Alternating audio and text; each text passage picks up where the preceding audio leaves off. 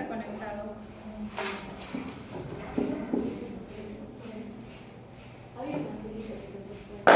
Un azulito, no puedes buscar a un azulito que nos pueda ayudar.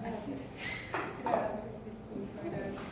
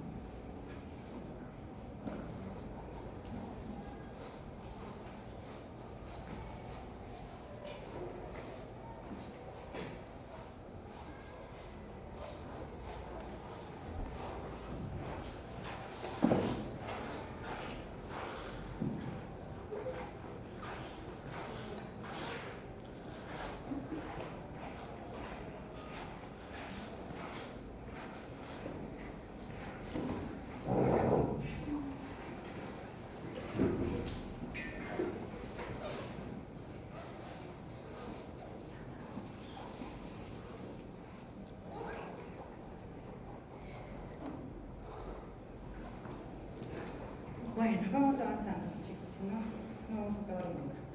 Vamos a tratar el tema de urgencias oncológicas hasta que llegue el personal que nos pueda dar la mano.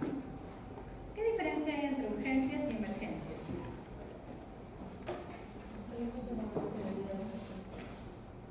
¿La urgencia o la emergencia? La emergencia. La emergencia. La emergencia es la que va a comprometer de manera pronta la vida del paciente, mientras que la urgencia va a tener el paciente puede estar en riesgo, pero tiene un tiempo más largo, más larvado, ¿no? para producir el fallecimiento, el riesgo mortal de nuestro paciente. Entonces, si hablamos de cáncer, hay numerosas patologías que complican al paciente con cáncer y que van a llevar a poner en riesgo su vida. ¿Qué se les ocurre? ¿Qué puede pasar con un paciente oncológico complicado que ponga en riesgo su vida? Una neutropenia. ¿Qué es la neutropenia?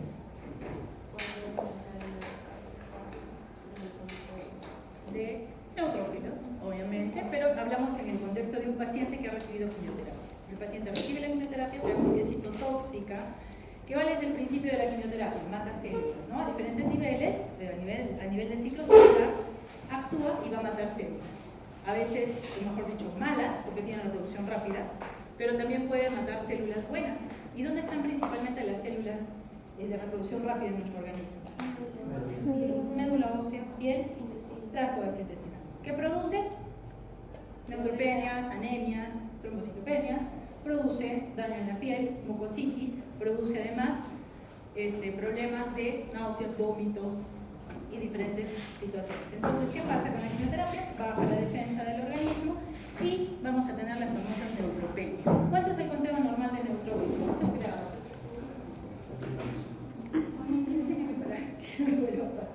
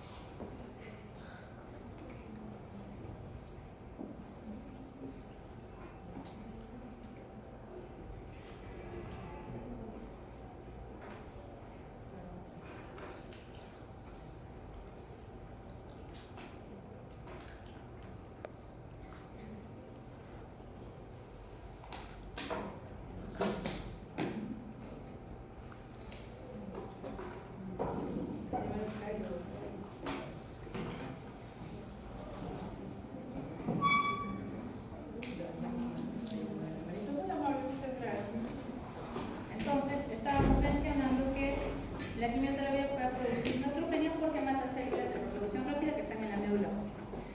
Bueno, entonces ya hablamos de la definición. Es un grupo de complicaciones que van a surgir en el paciente oncológico en diferentes etapas de la enfermedad, ¿verdad? Y hay varias clasificaciones un poquito complicadas, un poquito que nos complicamos con la clasificación, ¿no? Puede ser urgencias metabólicas, cardiovasculares, infecciosas, neurológicas, hematológicas, respiratorias y quimioterapéuticas. No me gusta esa clasificación porque no es didáctica. Esta es más didáctica y nos va a permitir enfocar cuáles son los cuadros principalmente. Hablamos de urgencias por presión u obstrucción. A la cabeza tenemos síndrome de vena cava superior, que se obstruye por masas a nivel mediastinal, taponamiento cardíaco por aumento de líquido a nivel del pericardio y riesgo inminente de la muerte. Hablamos de síndrome de compresión medular, quiere decir lesiones a nivel de las vértebras que van a presionar la médula, y síndrome de hipertensión endocraniana, masas, procesos expansivos intracraneales que van a poner en riesgo la vida del paciente si es que no se diagnostican y se tratan a tiempo, llevando a incluso enclavamiento de amígdalas, ¿no? Entonces, síndrome de hipertensión endocraniana a veces no es una urgencia, sino una emergencia si no se ha diagnosticado. Todos pueden ser emergencias en algún momento. Dentro de los problemas metabólicos, que sería el segundo tipo de urgencias oncológicas, tenemos el muy conocido síndrome de lisis tumoral, cuando la célula tumoral se rompe y libera una serie de sustancias que pueden llevar a complicaciones serias de nuestro paciente. Tenemos a la hipercalcemia maligna, que tiene varios mecanismos de producción en el paciente oncológico y es muy frecuente en el paciente oncológico, solo que a veces no se diagnostica. Y dentro de las urgencias provocadas por tratamientos antitumorales tenemos a las neutropenias febriles, como mencionaba la doctora. Eso va a ser uno de los temas que también vamos a tratar. Entonces, síndrome de vena cava superior. ¿Qué se acuerdan de la vena cava? ¿A dónde desemboca la vena cava superior? Aurícula derecha, perfecto. Es la unión de las brachicefálicas que van a dar a la aurícula derecha y lleva toda la economía del torrente venoso hacia el corazón. ¿Qué pasa con esta vena cava? Tiene varias características que hacen que se pueda comprimir fácilmente. La ubicación, está rodeada de tejidos en el mediastino anterior y medio. Tenemos que hay paredes sumamente delgadas, flexibles, y además tiene una baja presión de flujo, 12 niveles de presión. Entonces, fácilmente cualquier complicación a nivel del mediastino, sobre todo ganglios, la comprime y nos van a llevar a que no ingrese sangre adecuadamente a la aurícula derecha. Entonces puede haber una compresión extrínseca por lesiones a nivel del mediastino medio o anterior, sobre todo lesiones que están hacia el lado derecho, ganglios, sobre todo ganglios, adenopatías, masas mediastinales. Y también puede haber una compresión intrínseca dentro de la vena a través de formación de trombos, que se pueden producir hasta en el 50% de los casos. El paciente con cáncer tiene problemas de hipercoagulabilidad, por lo tanto la trombosis es muy frecuente, y al ser esta vena de bajo flujo, compresible, es propicia para que también haya trombos. Si la presión venosa cervical incrementa, lo normal es en la vena cava 12, pero a nivel cervical, si incrementa por encima de 20 y 40, ya estamos pensando que nuestra vena cava se va a comprometer seriamente. Por suerte, la vena cava tiene colaterales múltiples, sobre todo la vena ácigos y el sistema de vasculatura torácica. Entonces tenemos también a las memorias internas, las torácicas laterales, las paravertebrales, y todas estas estructuras, ya que la sangre no puede ingresar por la vena cava hacia la aurícula, va a comenzar a retornar hacia las colaterales. Y eso va a producir los síntomas que vamos a ver a continuación.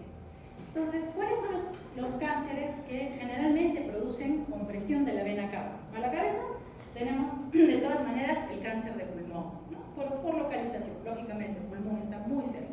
Y sobre todo los cánceres de células pequeñas, los microcíticos. ¿Por qué? Porque los cánceres de células pequeñas están a nivel de los cilios. Entonces, fácilmente comprimirán la vena cava.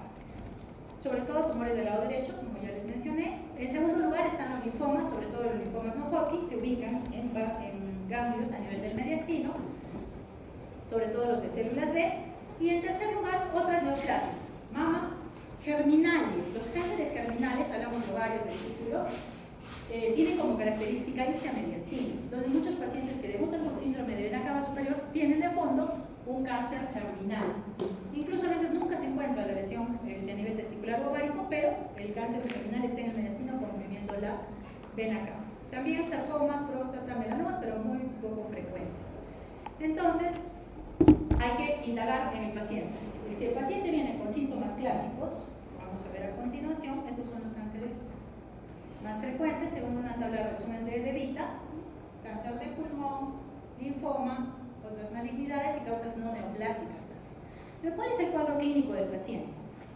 Vamos a tener un paciente que en 60% de los casos debuta con este síndrome de vena cava. No tenía nada, el paciente viene con su cuadro clínico de rubor, edema de esclavina, tos, ortorrea, disnea, disfagia, congestión cerebral, y esta sí es una emergencia oncológica, cuando hay una congestión cerebral, porque ya las colaterales no han funcionado, no han sido suficientes, la congestión cerebral puede llevar incluso al deceso del paciente. Esa sí es una verdadera emergencia. Entonces el paciente viene con estas características y nosotros tenemos que indagar si tiene un cuadro neoplásico de fondo. Lo primero, síndrome de vena cava, ¿tiene un cáncer como antecedente? No. Si no lo tiene, pues tendremos que buscar cuál es el origen, ¿no? Si lo tiene, pues evidente que ha sido una complicación, sobre todo los cánceres que hemos mencionado. Entonces este es un paciente pletórico, rojizo, con una circulación colateral muy evidente. Lo vemos, son como hemos tenido varios pacientes, se les ve como Popeye, sumamente hinchaditos de la parte superior, bracitos, pellitos. Estos son los síntomas por frecuencia, síntomas y signos, según también un resumen, una tabla de resumen de Vita: disnea, edema facial, tos, edema de los bracitos, dolor pectoral, disfagia, distensión de la vasculatura, ya dijimos, cianosis, plétora, entre otros. Una paciente con estas características que les menciono, una circulación colateral muy evidente y pletórico, gordito, parece un paciente obeso, pero estos pacientes, después de que se les da el tratamiento, vuelven a la normalidad, como que los desinflaran a los pacientes. Entonces, es importante cuando ya tenemos síndrome de vena cava, tenemos la idea de que es un cáncer que se ha complicado con esta situación. Es importante entonces establecer qué tan grave es nuestra situación. Tenemos pacientes asintomáticos en el menor porcentaje, solo 10% pueden tener síndrome de vena cava, pero sí síntomas leves, moderados y graves y muy graves. Entre los graves y muy graves son los que necesitan el tratamiento de urgencia o de emergencia. Edema cerebral. El edema cerebral es lo que constituye una emergencia en nuestros pacientes oncológicos, y todos los otros síntomas que hemos ido mencionando en las diapositivas anteriores. ¿Cómo hacemos el diagnóstico? Ya tenemos un paciente oncológico con todo el cuadro clínico, ahora necesitamos imágenes para certificar lo que estamos observando de forma clínica, y la radiografía va a evidenciar un mediastino sumamente ensanchado, eso puede ser nuestro primer examen. La tomografía nos va a ayudar muchísimo porque evidencia de forma más clara el compromiso de la vena cava. El PET-CT no lo tenemos, como les dije en la clase pasada en Arequipa, pero es muy útil porque puede haber pequeño compromiso ganglionar, pero como la vena cava es tan compresible, entonces a pesar de que es pequeño y no lo viéramos por tomografía, hay células o tumores hipermetabólicos en mediastino, como vemos aquí, y ya están comprimiendo la vena cava sin necesidad de que lo veamos así de grande.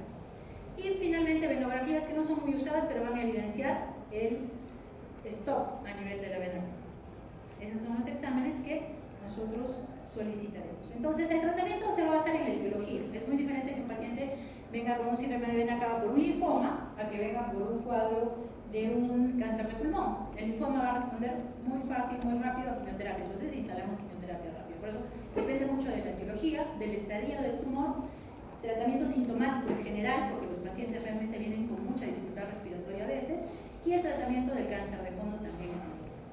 Ahora, en general, al paciente hay que colocarlo en reposo, que no haga mucha actividad. Tiene que estar con su cabecita lavada y, si es necesario, colocarle oxigenoterapia. También se pueden usar diuréticos de asa, ayudan a disminuir el volumen que va a llegar hacia la aurícula derecha, por lo tanto, diuréticos de asa como la furosemida sí nos pueden ayudar.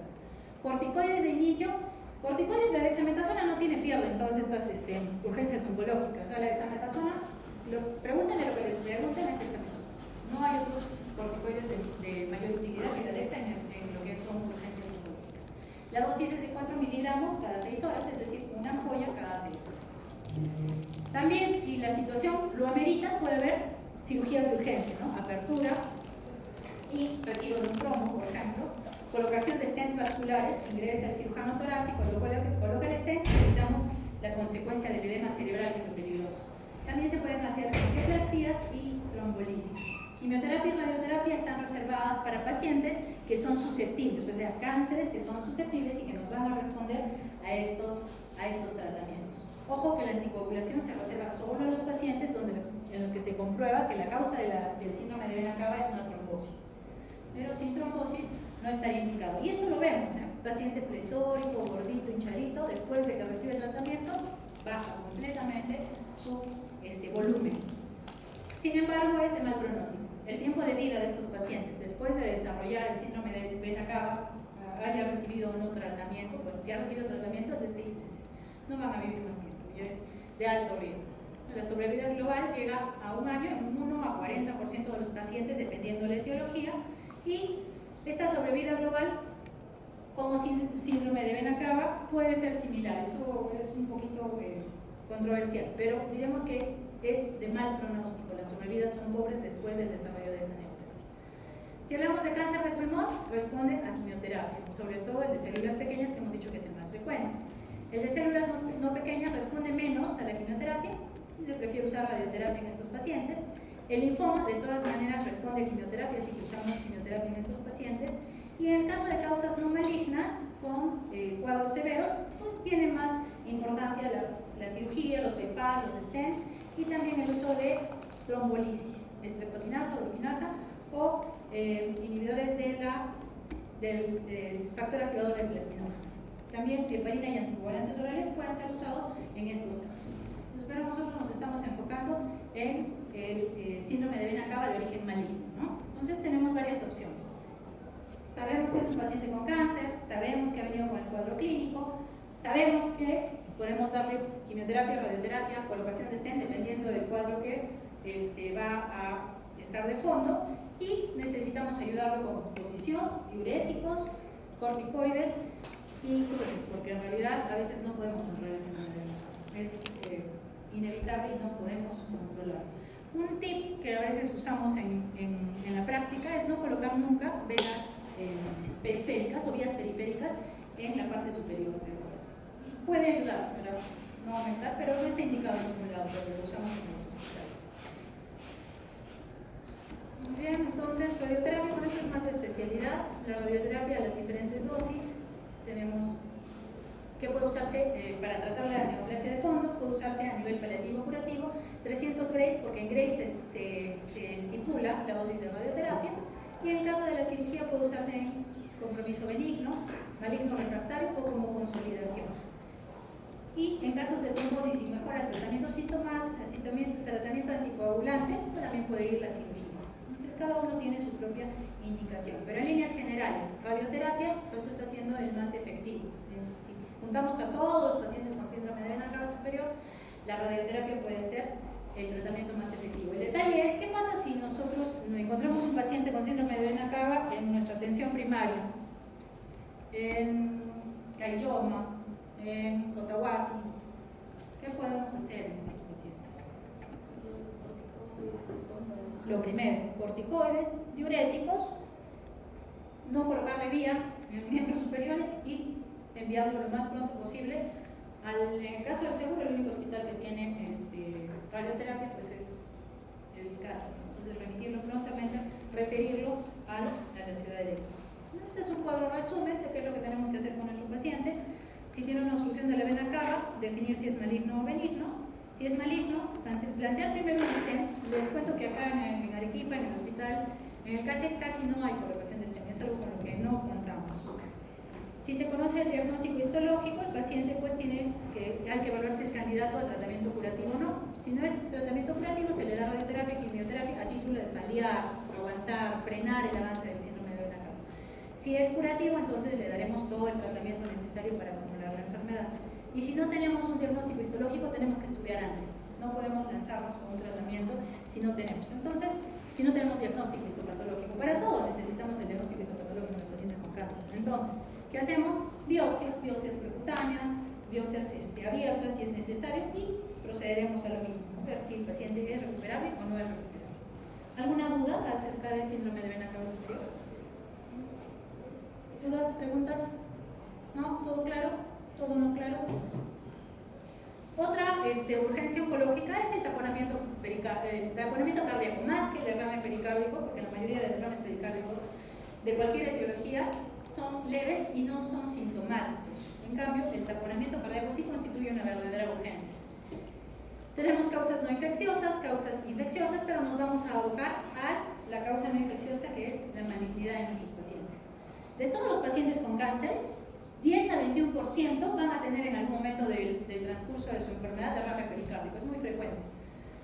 Y va a ser de debut, o sea, el paciente va a debutar con el derrame pericárdico o un cáncer en el 4% de los casos nada más. Las causas pueden ser metástasis hacia pericardio o hacia cavidades, si hay, raro pero hay. Tumores directamente que surgen en el pericardio cardíaco, sí, hay pacientes con tumores cardíacos primarios, y también como complicaciones de tratamiento oncológico. Las metástasis, sobre todo pulmón, nuevamente, ¿no? No he escuchado pulmón, reiterativo, pulmón, metastiza a muchos lugares, mama y neoplasias hematológicas.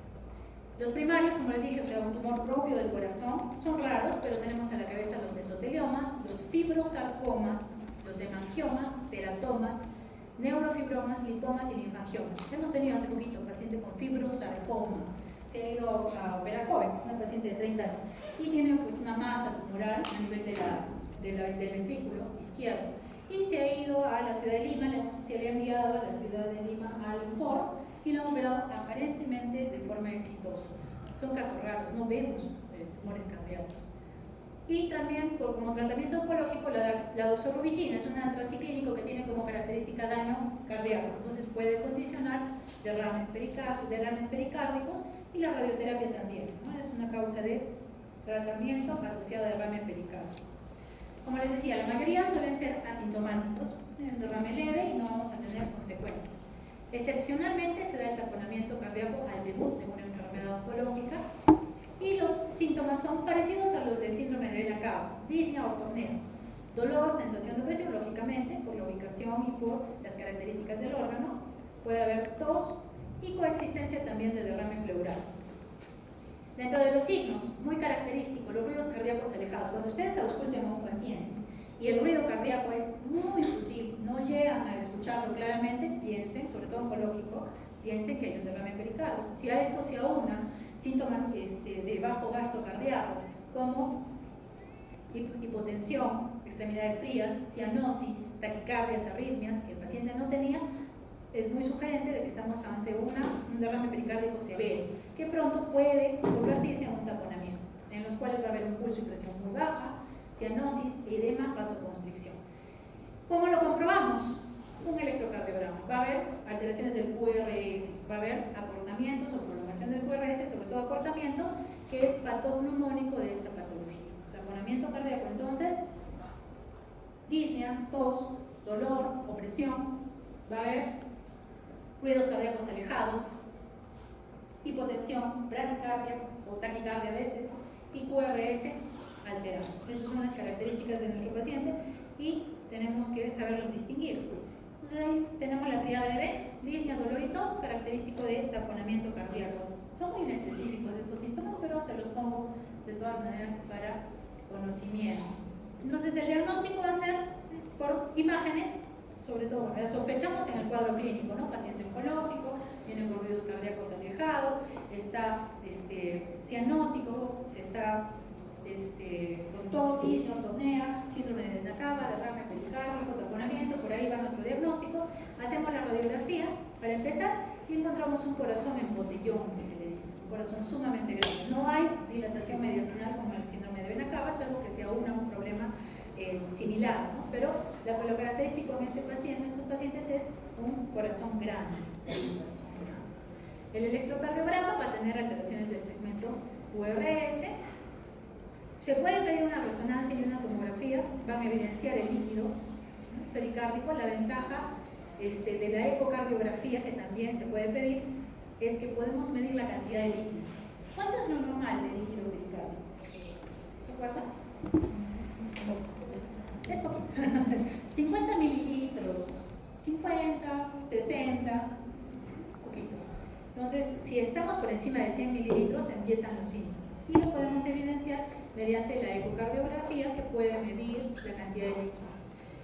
¿Qué otra forma de diagnóstico tenemos? La pericardiocentesis. La pericardiocentesis la hace el servicio de cirugía de tórax, ingresan con un DREN a nivel subesternal, llegan a la ventana pericárdica, donde van a retirar el líquido, y su sensibilidad es alta, puede llegar hasta el 92%, entonces es muy útil la pericardiocentesis. También nos sirve como tratamiento para evacuarse el líquido y también como diagnóstico, porque podemos llevarlo a cultivo, a examen de Papa Nicolau, citoquímicos, citometría, y descartar tuberculosis, que también en nuestro medio debe ser de sospecha ante cualquier líquido pleural o pulmonar. Entonces tenemos la pericardiocentesis muy útil. Ahora, la biopsia, la pericardiotomía también se puede usar y es muy útil, más útil que la pericardiocentesis sola, solo que puede tener complicaciones, no lo usamos mucho, y los marcadores tumorales lo colocan en la bibliografía. Pueden pedir marcadores tumorales para más o menos orientar cuál es el diagnóstico. Recuerden que no son diagnósticos, son de seguimiento, pero hay algunos que sí pueden ser diagnósticos, ¿no? Por ejemplo, la alfa-fetoproteína, el cáncer de terminales, el colocarcinoma, el PSA, el cáncer de próstata, pero en líneas generales no nos ayudan mucho para diagnóstico.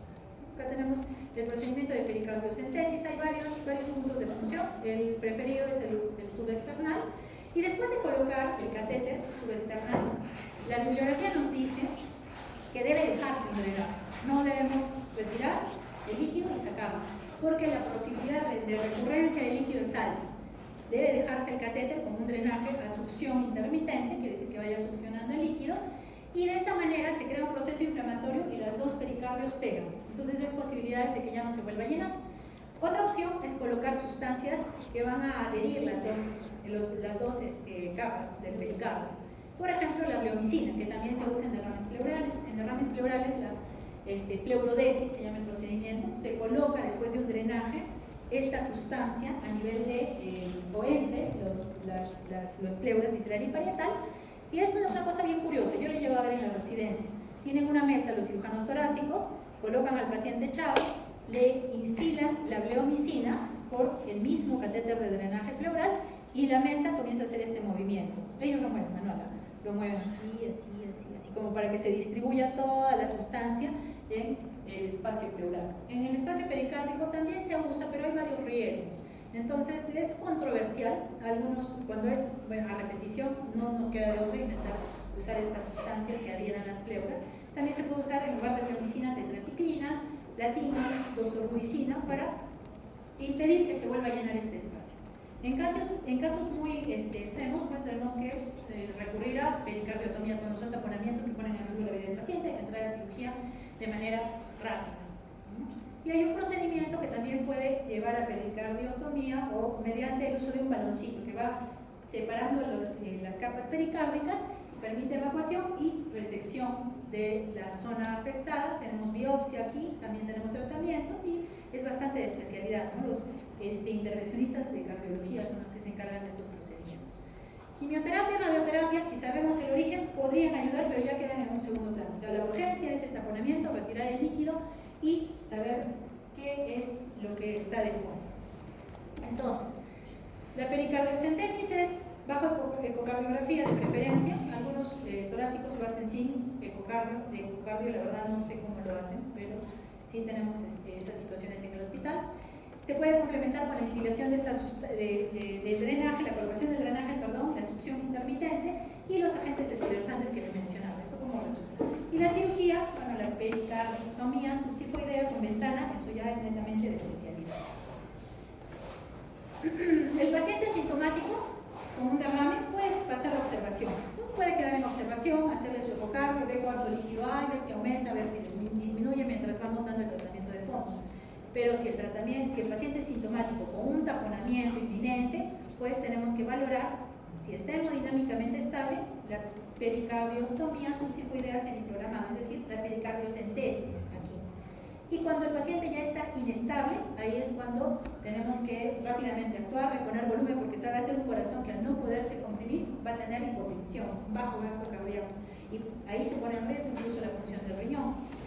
Y bueno, catéteres de drenaje, pericardiocentesis urgente o si no, pericardiotomías. ¿Alguna duda de taponamiento cardíaco? Sí, claro, bien lógico, ¿no? ¿Qué podemos hacer con nuestra población? ¿Nada? Doctor, nos dijeron prácticas de que a veces ponían talco para la fibrosis, también funcionaría. Sí, se usan muchas sustancias, pero en el corazón se corren más riesgos, ¿no? Pulmón colocan talco, hay unos tipos de talco que incluso no hay en nuestro medio, se los traen de Chile, de Colombia, para hacer esta fibrosis, pero en corazoncito hay que tener mucho más reparo, porque puede ser contraproducente incluso, hay que valorar los casos. Muy bien. Tercera patología asociada a obstrucción o presión, tenemos el síndrome de compresión medular. El síndrome de compresión medular se va a dar fácilmente deducible, ¿no? Es una lesión a nivel de columna que va a presionar la médula, la va a lastimar y le va a causar daño a veces irreversible. Entonces, ¿qué pasa con las metástasis en columna? Se presentan en el paciente oncológico en 40-60% de los casos. 2.5 a 6% de nuestros pacientes van a debutar con esta compresión medular, pero va a depender del tipo de cáncer. Esta es la lista de cánceres asociados a compresión medular. A la cabeza tenemos los mielomas, ¿no? Los mielomas tienen la característica de infiltrar hueso, crear lesiones osteolíticas y fácilmente se fracturan las vértebras y pueden lesionar la médula. Próstata tiene la característica de metástasis blástica, son metástasis no lisis de las vértebras o de los huesos, sino de producción ósea. También hay una metástasis en vértebra, aumenta el volumen y comprime la médula. Cáncer de mama, riñón, pulmón nuevamente están también dentro de la lista de causantes de síndrome de compresión medular. Pero dentro de los cánceres sólidos, que son los que vemos los oncólogos, pues definitivamente si hay compresión medular yo sospecho de próstata. De arranque, digo, esto es próstata. 20% de casos van a debutar con esta patología. Perdón, acá 5 a 6 van a presentar compresión medular en algún momento de su enfermedad, pero 20% de los pacientes debutan con una compresión medular. Nunca supimos que tenía un cáncer y viene directamente con su compresión. Bueno, va a haber un efecto mecánico y la distribución de la compresión va a depender del flujo sanguíneo de las diferentes partes de la columna. La compresión se produce más que nada a nivel torácico, 60% de las compresiones. 25% a nivel lumbosacro y 15% a nivel cervical. Por suerte, porque si la compresión es cervical, son pacientes que quedan parapléjicos, ¿no? En cambio, como es a nivel torácico, pues son pacientes que quedan parapléjicos. Hay básicamente tres causas o tres mecanismos fisiopatológicos para la producción de estas compresiones. La primera y la más frecuente es que una lesión en la vértebra la fractura, la aumenta de volumen o de alguna manera la altera para que por retropulsión presione la médula y comience a causar inflamación, isquemia y infartos a veces ya irreversibles. En segundo lugar está la lesión a nivel del tejido blando alrededor de la médula. ¿Qué pasa? Este tejido blando aumenta de volumen, ingresa por los agujeros de conjunción y presiona la médula. Ese es el segundo mecanismo por el cual se puede producir el síndrome de compresión medular. Y en tercer lugar, es mucho más raro, pero sí hay metástasis o tumores que son primarios y que aparecen en la zona epidural, intradural o el líquido cefalorraquídeo.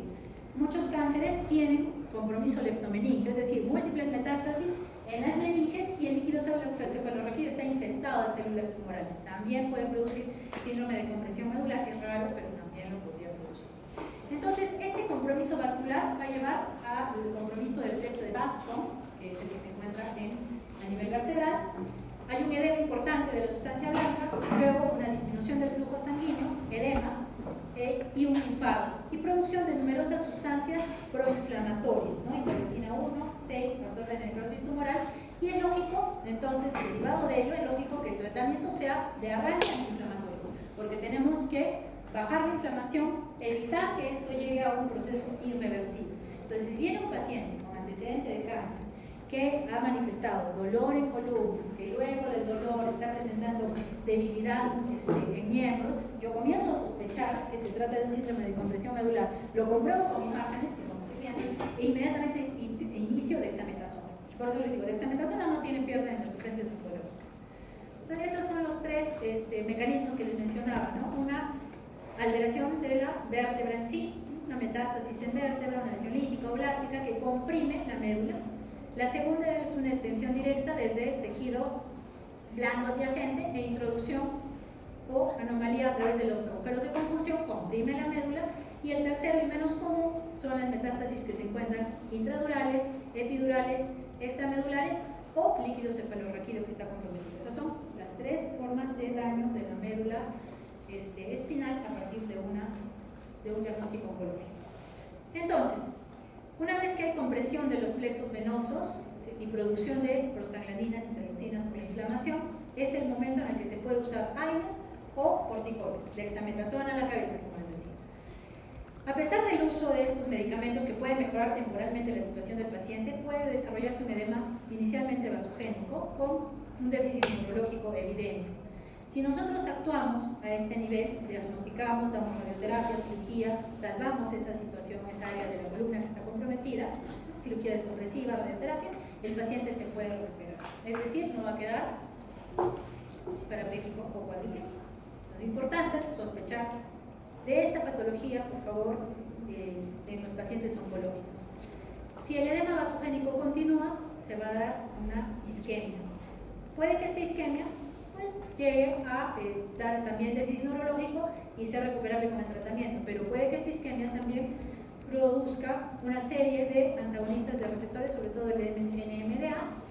Lleva esto a un edema citotóxico, ya no un edema vasogénico, sino citotóxico, apertura de canales de calcio y ya el daño en estos pacientes va a ser permanente. Ya no tenemos oportunidad de salvar y es un paciente que está en todo el uso de su estado cognitivo, consciente, pero ya no puede movilizarse. Es importante. ¿Por qué les digo esto, chicos? Hemos tenido pacientes hospitalizados con cáncer de próstata, que estaba aparentemente controlado, qué sé yo, y comienzan a tener debilidad, dolor en columna, debilidad, y en la nariz del residente y en la nariz del asistente de medicina interna se comprimió el paciente estando hospitalizado. Nos ha pasado. Por eso les digo, siempre sospechen que el paciente con cáncer, sobre todo mieloma, próstata, mama, pulmón, sospechen de que podría haber un síndrome de compresión medular si es que el paciente presenta estos síntomas. ¿La clínica cuál es? Dolor. 95% de los pacientes llegan a tener dolor a nivel de la zona afectada generalmente, y este dolor puede preceder 2 meses al inicio de los otros síntomas que son más específicos. O sea, el paciente que de edad de 75 años, con su PSA altito, que viene con dolor en columna, por favor, hagan imágenes de columna, hagan imágenes. Hasta una radiografía simple nos puede revelar compromiso óseo. El dolor va a ser local, va a ser de características mecánicas, va a aumentar cuando el paciente levante peso, cuando se movilice. También puede ser en algún momento radicular, ¿no? Puede simular estimulación de las raíces nerviosas.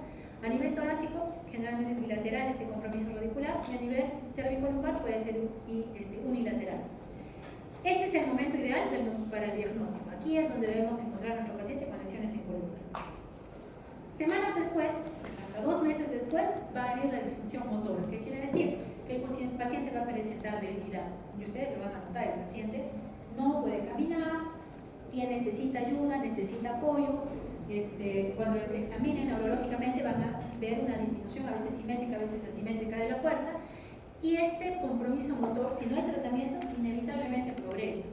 Puede ir asociado también a una disfunción sensorial.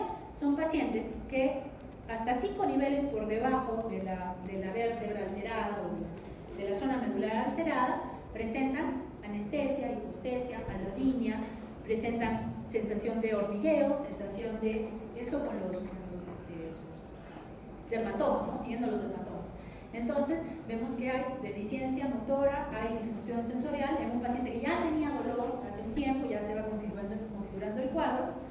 Y lo último es la disfunción autonómica. Cuando el paciente me viene y me dice, he tenido dolor, he tenido parestesias, y ahora ya no puedo orinar, ya no puedo defecar, o tengo escape de orina, escape de la defecación de las heces, se me paran mis pelitos de punta. Este paciente está a punto de comprimirse. En horas viene la paraplegia. Entonces, o la paraplegia, la cuadriplegia. Entonces, cuando ya viene con la disfunción, la verdad es que la posibilidad de salvar a ese paciente de una alteración permanente es muy poca. Ya hemos debido sospecharlo antes, ¿no? Entonces, la evaluación para el diagnóstico, evaluación neurológica básica, bueno, la entrevista, ¿no? Dolor, ¿desde cuándo? ¿Tiene algún antecedente de cáncer? ¿Tiene síntomas a algún nivel? Cáncer de mama, cáncer de pulmón, dificultad para respirar, tos crónica, eso tenemos que hacer una entrevista exhaustiva. La evaluación clínica examina, pues, desde el punto de vista neurológico, motricidad, sensibilidad, reflejos, a la palpación, ¿no? La percusión de la columna. Es muy específico. Daría la impresión de que no, pero cuando ustedes examinan columnitas con pequeños golpes y hay una vértebra que está alterada, el paciente se para. Realmente tiene dolor bien puntual en la zona que está afectada. Entonces, golpecitos no muy fuertes, chicos, porque a veces realmente les duele mucho, pero sí percutan las vértebras cuando están sospechando para encontrar el nivel, ¿no? Y tacto rectal para evaluar lo que es el tono del esfínter. El gol estándar para encontrar dónde está la lesión y qué tan grave está la situación de la médula es la resonancia. La resonancia se lleva en cuenta a todos los exámenes auxiliares porque va a evidenciar el compromiso de la vértebra o el compromiso del tejido blando adyacente y vamos a encontrar qué tan dañada está la médula. Entonces el gol estándar con una sensibilidad del 93% y especificidad del 97%. ¿Se acuerdan en la anterior clase que hablábamos de que para qué sirve la resonancia? El cerebro, médula, próstata y... Cervix. Cervix u útero, ¿no? Esas son las utilidades principales de la resonancia. Bien. También otros estudios que nos pueden ayudar, la radiografía de columna puede evidenciar lesiones líticas, lesiones blásticas, pero no nos va a evidenciar si hay compromiso medular. La gamografía ósea, que es el estudio funcional para ver sobre todo lesiones de reproducción de hueso, ¿no? Lesiones osteoblásticas, y la tomografía, que puede evaluar lesiones blandas, del tejido blando. Pero la resonancia, si tienen opción de resonancia, piden resonancia, es la más adecuada. Si no tiene un diagnóstico previo de un cáncer, pues necesitamos una biopsia. Y la biopsia más adecuada es la percutánea.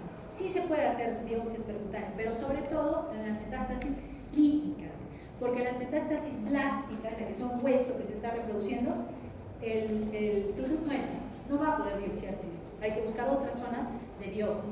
Si son líticas, sí, ingresa incluso por el agujero de conjunción y se puede biopsiar la lesión lítica y tener la evidencia ya de la neoplasia, ¿no? Tener definitivamente el diagnóstico. Entonces, ¿qué pasa según este algoritmo? Los algoritmos son bastante prácticos, nos van a guiar de la mano, ¿no? Si hay un antecedente de dolor de espalda y ya tenemos pensado que podría ser una compresión medular, hay que hacer la exploración neurológica. Esta puede definirnos ya un componente mielopático. Hacemos la resonancia, no se olviden, la resonancia es la más adecuada. Si la tenemos a mano, no pierdan tiempo en la resonancia. Si se comprueba que hay una compresión medular, debemos saber si hay un diagnóstico ya previo, ¿no? Cáncer de próstata, mieloma, pulmón, mama. Si ya sabemos que hay un diagnóstico, entonces iniciamos corticoides, dexametasona, no tiene piedra. Las dosis ahora son variables, ahorita vamos a hablar de dosis de dexametasona. No hay una guía que nos diga tiene que dar tanto de dexametasona por tanto tiempo, pero ahorita vamos a mencionarlo. Si no hay un diagnóstico, pero sí hay compresión medular, no hay diagnóstico anatomopatológico, sí debemos hacer una biopsia rápida. Biopsia y luego el corticoide. Porque si no biopsiamos y damos el corticoide, algunas lesiones, por ejemplo los linfomas, ya no van a salir en la biopsia, ya no vamos a tener diagnóstico. Entonces sí es necesario saber de qué neoplasia se trata. También a título paliativo, pues lo que va a permitir el tratamiento en estos casos es alivio del dolor, mantenimiento o restauración de la columna, de la estabilidad de la columna y preservación de la función neurológica. Pero una vez que hay disfunción autónoma, problemas de incontinencia, urinaria, fecal, el paciente está prácticamente perdido. No va a haber regreso, no va a haber retorno. La funcionalidad está perdida. Muy bien, entonces, en lo que respecta a dosis, se prefiere una dosis de carga de dexametasona de 10 miligramos y luego 16 miligramos al día. Pueden dar 4 dosis de 4 miligramos. 4 dosis, es decir, una ampolla cada 6 horas. Existe un estudio del Sloan Kettering, que es el hospital de Nueva York, el más mentado en lo que es oncología, donde comprobaron que a dosis altísimas de dexametasona, de 96 miligramos como dosis de ataque, eran efectivos. Pero es una barbaridad de corticoides, es una barbaridad de corticoides. No la usamos. Nunca la hemos usado aquí en nuestra práctica, pero en el Sloan Kettering usan estas dosis de carga altísimas de corticoide para salvar la funcionalidad del paciente, ¿no? La radioterapia también es de utilidad.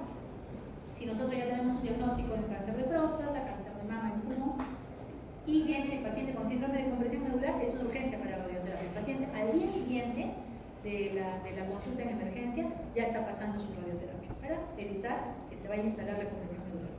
Y finalmente la cirugía. los neurocirujanos, ¿alguno tiene un familiar neurocirujano acá? ¿No? Así con sinceridad.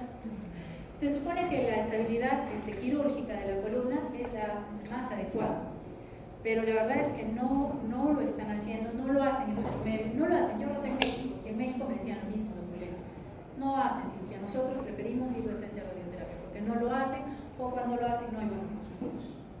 Y sí hemos tenido pacientes que les han hecho su cirugía para estabilizar columna y no les ha ayudado mucho. La verdad no sé cuál es el problema exactamente, no soy quirúrgica, no puedo saber a ciencia cierta. Y la quimioterapia sí se puede dar, pero para pacientes con determinadas neoplasias que van a responder. Sarcoma de Ewing en los chiquitos, en los pequeños, niños, adolescentes y jóvenes.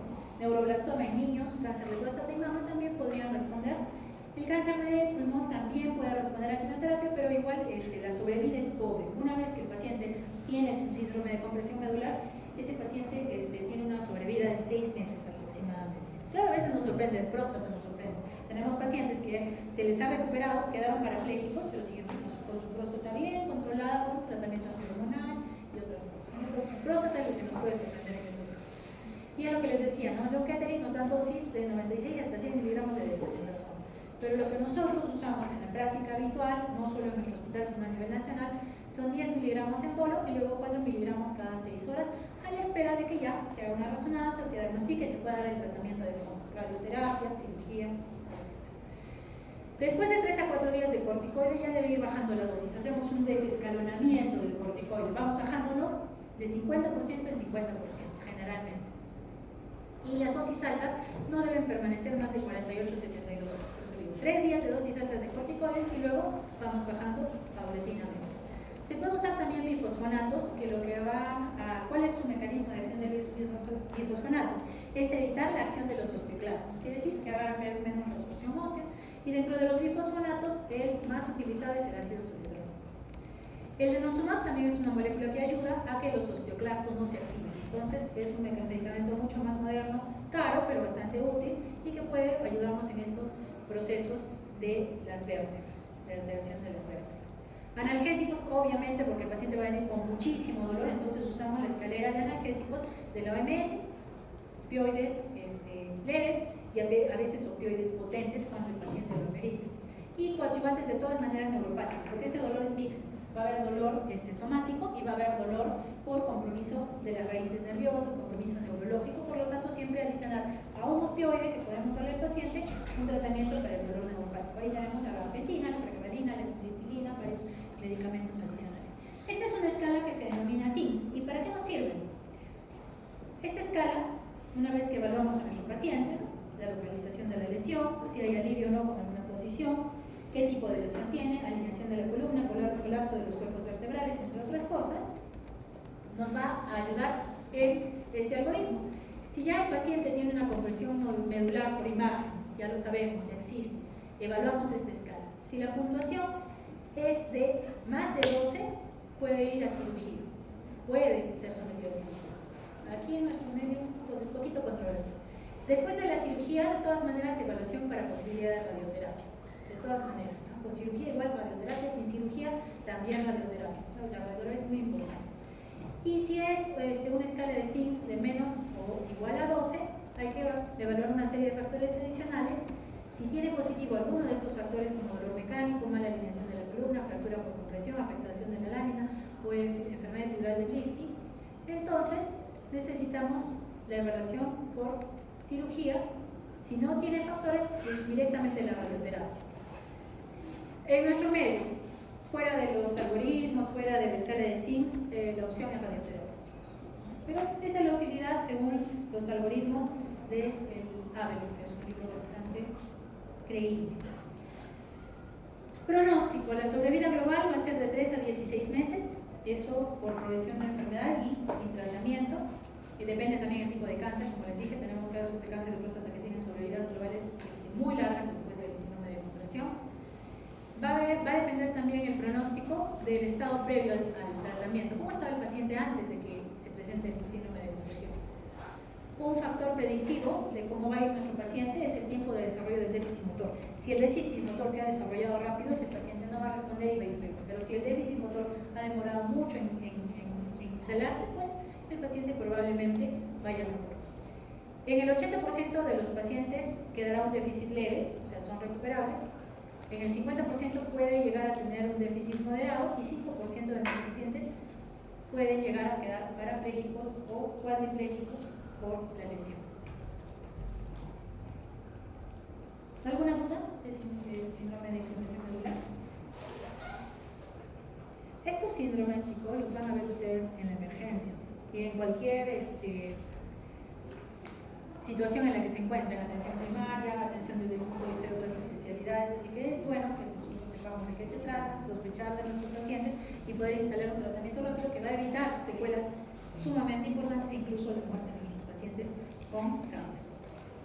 Otro síndrome por compresión es el de hipertensión endocraniana maligna. La hipertensión endocraniana maligna, como su nombre lo indica, se va a producir por un cuadro que aumenta el volumen a nivel del cráneo, un proceso expansivo que va a desequilibrar la presión intracraneal, que normalmente es de 15 milímetros de mercurio.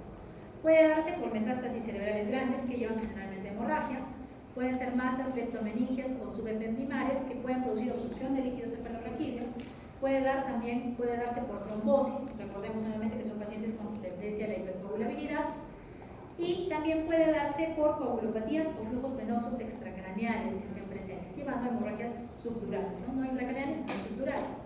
Infecciones en nuestros pacientes también están presentes, son pacientes que han sido sometidos a radioterapia, quimioterapia, baja la defensa y las infecciones también pueden agregarse a este cuadro. Las metástasis en cerebro o por lesiones primarias se presentan en el 30% de los pacientes oncológicos, principalmente, nuevamente, pulmón, mama, melanoma y carcinomas renales, y la diseminación es hematógena. Solo 10% serán asintomáticos, cuando las lesiones son pequeñas y están ubicadas en zonas de poca significancia a nivel cerebral. 90% de los pacientes van a tener síntomas cuando las lesiones son supratentoriales y generalmente se ubican a nivel de la unión de la sustancia blanca y gris. Ahí puede haber un gran efecto de masa y gran edema y gran sintomatología también. El edema vasogénico se va a dar inicialmente por una alteración en la barrera hematoencefálica. Posteriormente a este edema, ya que aumenta el volumen en un continente que es rígido, o sea, el cráneo, se va a dar posiblemente una situación muy complicada, muy mortal, que es la herniación de ese cinturón, el enclavamiento de amígdalas. Entonces, esta lesión, si no la diagnosticamos a tiempo, no la tratamos a tiempo, también va a poner en riesgo la vida de nuestro paciente. Por eso esto de urgencias y emergencias oncológicas, en los textos ustedes lo van a poner como emergencias oncológicas. Para nuestra currícula dice urgencias, pero no lo comparto mucho, porque todas estas urgencias se pueden convertir en emergencias si no se tratan y diagnostican a tiempo. La mayoría de lesiones a nivel cerebral son metastásicas, las lesiones primarias son la minoría. Estas lesiones metastásicas, las que más sangran, o sea, que nos van a dar significancia clínica, en adultos son los melanomas, que son altamente vascularizados, los cánceres renales sumamente vascularizados, coriocarcinomas y carcinoma papilar de tiroides. Raro el carcinoma papilar de tiroides con metástasis cerebral, pero puede pasar. En los niños, los más asociados a hemorragia son el sarcoma de Ewing, es un tipo de sarcoma, a veces se confunde con osteosarcoma, pero está en tejidos blandos, muy agresivo. Los rhabdomyosarcomas y los melanomas también. Y lesiones primarias que pueden dar obstrucción temprana a nivel subependimario o intraventricular, esta lista: astrocitomas, linfomas, subependimomas, meningiomas, neurocitomas y gliomas. Dentro de los sólidos, estos son los que más nos llaman la atención: mama, pulmón, melanoma, riñón. Y ahí está, ¿no? Según la estadística, cuadro resonante de Rita, estas son las neoplasias nuevamente sólidas que van a dar mayor compromiso a nivel cerebral. Y hay una hipótesis en la fisiopatología de este problema de salud, que es la hipótesis de Monro-Kelly. Existe un equilibrio, no hay tres componentes del intracraneal. El cerebro, que son 1400 mililitros, el líquido cefalorraquídeo, aproximadamente 160, y la sangre 150.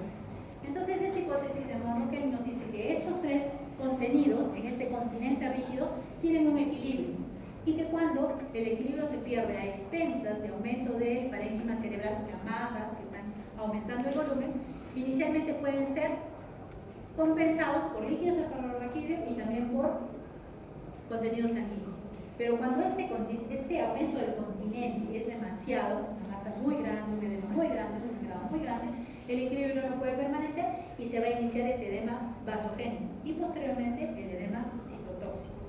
Lo que lleva a falla en los mecanismos de autorregulación, vasodilatación, edema difuso, isquemia, herniación y muerte del paciente. Entonces, sí es una emergencia oncológica. Sí es una emergencia oncológica. 15 milímetros de mercurio es la presión intracraneal normal. Si esta presión intracraneal, que está dada por la sumatoria del volumen de producción de líquidos cefalorraquídeos más la resistencia, reabsorción y absorción de líquidos cefalorraquídeos más la presión venosa, si esta sumatoria llega a exceder los 40 a 50 milímetros de mercurio, el daño es irreversible y la mortalidad del paciente es casi 100%. ¿Cuál es el cuadro clínico de estos síndromes de hipertensión endocraniana? Primero, cefalea. El paciente sospechen de hipertensión endocraniana en el paciente que nunca ha sufrido dolores de cabeza y cefalea, dolor de cabeza, yo no lo tenía, cefalea. Alteraciones en el estado cognitivo, el paciente que comienza a perder la memoria, no reconocen a los familiares, comienzan a tener episodios de amnesia, presencia de náuseas, somnolencia, que puede llegar al coma.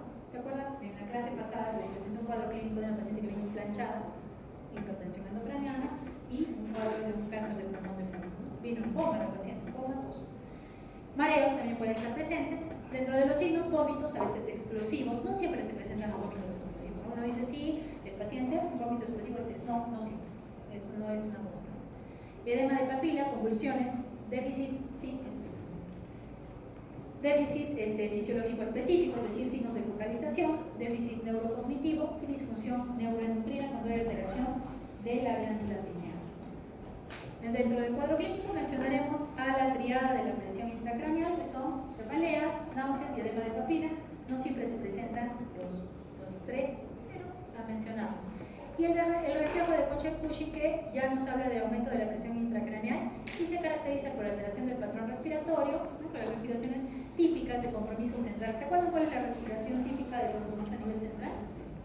¿Se acuerdan los tipos de respiración?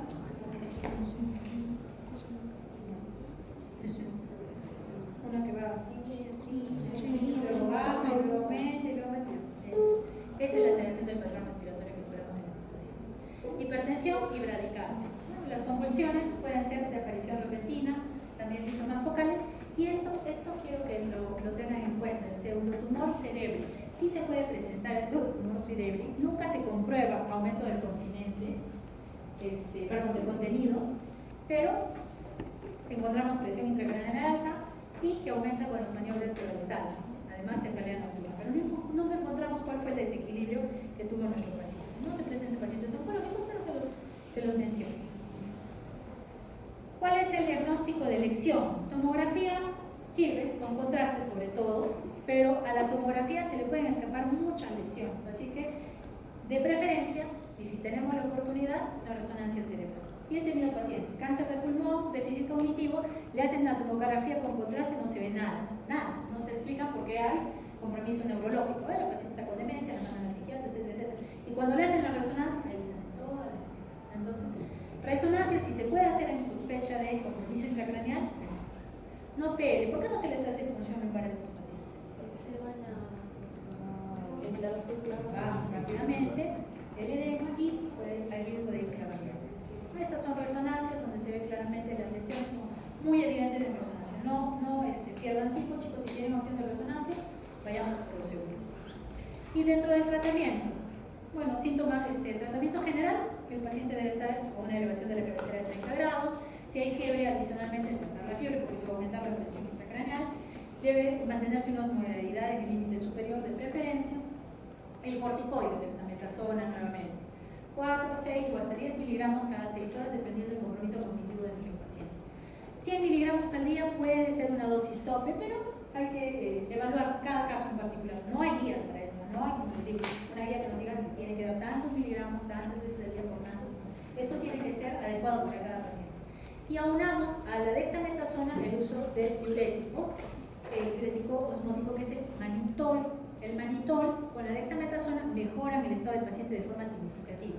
Esas son las dosis, 0,75 a 1 gramo por kilo de arranque en bolo, y luego reducen la dosis a 0,25 a 0,5 cada cada 4 a 6 horas.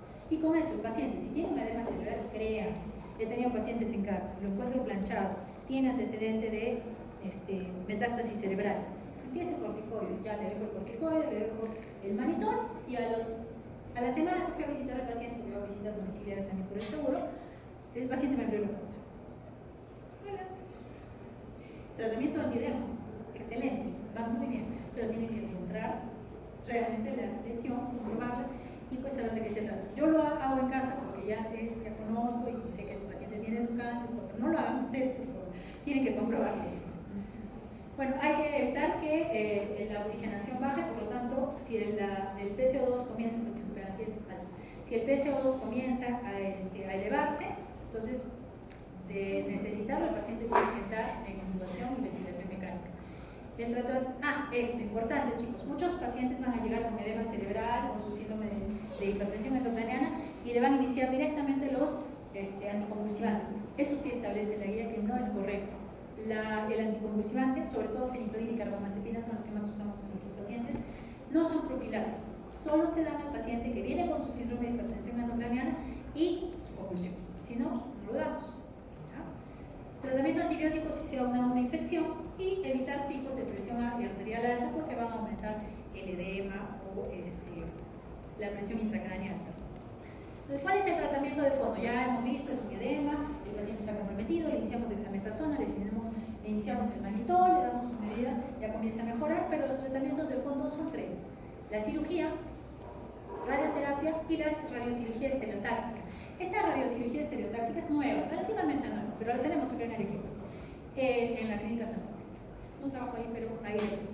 Son radioterapias dirigidas exclusivamente a la lesión, de modo que no va a dañar el resto del parénquima y va a tener mejores resultados, pero solo se reserva a cuando son una lesión, 2 lesiones. No podemos darlo a cuando hay múltiples lesiones cerebrales porque no va a funcionar. Entonces, existe este score que se llama RPA, que va a dividir al paciente en 3 clases y dependiendo en qué clase está el paciente, nosotros más o menos orientamos cuál va a ser el tratamiento de fondo. Si solo hay una lesión y el RPA es clase 1 o 2, entonces puede contemplarse la resección quirúrgica, más radioterapia más cirugía estereotáxica o radiocirugía estereotáxica, o la cirugía radioestereotáxica sola o radioterapia de ACE externo sola. Entonces hay varias opciones cuando el paciente está en RPA 1, 2 y una lesión. Cuando ya son lesiones 2 a 4, ya olvidamos la posibilidad quirúrgica, no se va a poder operar a este paciente con 2 a 4 lesiones, es insulso. Puede ser radioterapia más radiocirugía. Si son más de 4 lesiones o ya el paciente tiene una RPA clase 3, es decir, su carnos es malo, su estado funcional es malo, solo va a radioterapia. Entonces las opciones de tratamiento bien localizado, llámese cirugía o radiocirugía, solo son para pacientes con lesiones únicas o máximo 4 lesiones en la cirugía estereotáxica. La cirugía con más de una lesión no va a ser efectiva. Y después de darle el tratamiento, estabilizarlo, dexametasona, su diurético, su manitol, ya estamos viendo cuáles son las opciones, radioterapia, radiocirugía, debemos evaluar el tratamiento sistémico. ¿Cuál es la limitante del tratamiento sistémico en estos pacientes con lesiones intracraneales? Barrera hematoencefálica, ¿no? Entonces, no todos los medicamentos van a poder ser efectivos si hablamos de tratamiento sistémico. Hay que evaluar la sensibilidad de neoplasia, cuáles medicamentos atraviesan la barrera hematoencefálica, pero las terapias target, las terapias biológicas dirigidas, se ha visto que son mucho más efectivas. Bevacizumab llega, entonces en casos de carcinoma de células no pequeñas de pulmón se puede usar bevacizumab. Cánceres renales también llega, sunitinib, sorafenib, son drogas que tenemos en el hospital actualmente. En el caso del cáncer de pulmón, estas moléculas, erlotinib sí la tenemos, osimertinib y lorlatinib no. Quiero hacerles hincapié en esta molécula que hace poco hemos recibido una capacitación. El lorlatinib está en Argentina y se ha visto que es tan efectivo que es a título curativo de las lesiones cerebrales. Es un anti-TKI curativo en cáncer de pulmón de células no pequeñas a nivel cerebral. De modo que el paciente ni siquiera necesita radioterapia. Es una maravilla. Ustedes tal vez lo vean, no creo que lo llegue a ver acá. En el caso de mama, lapatinib, melanoma y pilimumab, entonces hay varias drogas target que sí van a llegar al sistema nervioso central y nos van a hacer útiles. Una cirugía derivativa también puede ser contemplada cuando hay obstrucción de los ductos de líquido cefalorraquídeo y podemos mejorar el estado del paciente. Es paliativa, no es curativa. Ay, nos falta algo, chicos.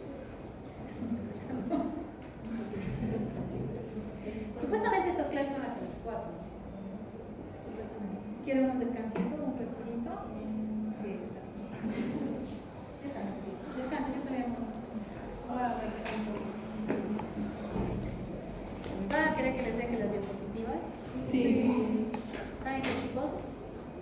Hemos hecho estos resúmenes, son de la época de la residencia, de los residentes actuales, y les va a servir, guárdenlo, sí les va a servir de por vida, para tener idea de nuestros pacientes con emergencias oncológicas, se los van a usar.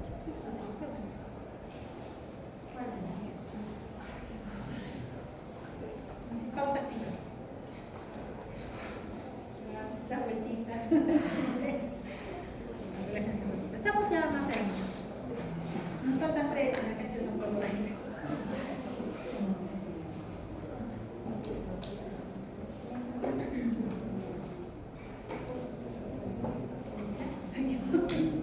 No vayan a baño.